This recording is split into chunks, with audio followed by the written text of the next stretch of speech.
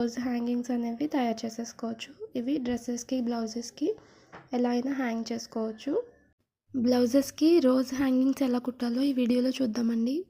5 inches వెడల్పు పొడవు same 5 inches ఉండే విధంగా ఒక క్లాత్ తీసుకోవాలండి. అలాగే ఇంకొకటి 4 ఇంచెస్ వెడల్పు 4 ఇంచెస్ పొడవు ఉండేది ఒకటి తీసుకోవాలి. ఇవి రెండు కలిపితే మనకి ఒక రోజ్ హ్యాంగింగ్ తయారవుతుందండి. ఫస్ట్ 5 ఇంచెస్ క్లాత్ ఏదైతే ఉందో అది తీసుకోవాలండి. తీసుకొని ఇలా ట్రయాంగిల్ వచ్చే విధంగా ఫోల్డ్ చేసుకొని సెంటర్లోకి మ్యాచింగ్ డోరీ పెట్టుకొని ఇలా ఫోల్డింగ్స్ చేసుకోవాలండి. అటు చివర ఇటు చివర ఇలా సైడ్స్కి వచ్చే విధంగా ఫోల్డింగ్ చేసుకోవాలి. ఇప్పుడు ఈ డోరీ ఫిక్స్ అయ్యే విధంగా ఒక స్టిచ్ వేసేసుకోవాలి. డోరీ సెంటర్కే పెట్టుకోవాలండి వీడియోలో చూపిస్తున్నట్టు.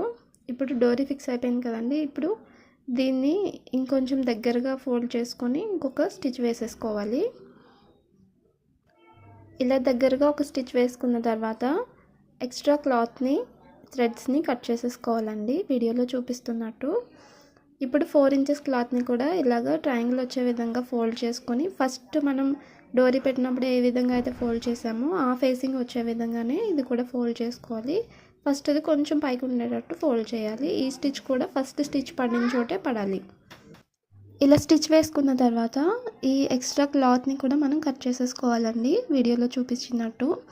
ఇప్పుడు ఒక నీడిల్ తీసుకొని దారం ఎక్కించుకొని చివర ఒక ముడి వేసుకొని ఇలా వీడియోలో చూపిస్తున్నట్టు నాట్స్ ఏం అక్కర్లేదండి. పైనుంచి కిందకి సూదిని తీసుకుంటూ రావాలి చివరి వరకు. ఇలా వచ్చిన తర్వాత ఒకసారి ఆ దారాన్ని పట్టుకొని ఇలా లాగితే మనకి దగ్గరగా ఇది బడ్లాగా తయారవుతుందండి.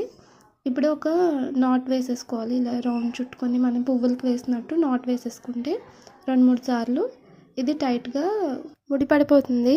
ఇప్పుడు మనము రివర్స్ చేసుకుంటే మనకి రోజ్ డోరీ అనేది తయారైపోతుందండి. ఈ హ్యాంగింగ్ చాలా బాగుంటుంది.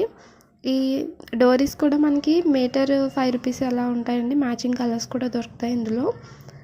ఇంతేనండి, చాలా ఈజీగా మనము రోజ్ హ్యాంగింగ్స్ అనేవి తయారు చేసేసుకోవచ్చు. ఇవి డ్రెస్సెస్కి బ్లౌజెస్కి ఎలా అయినా హ్యాంగ్ చేసుకోవచ్చు.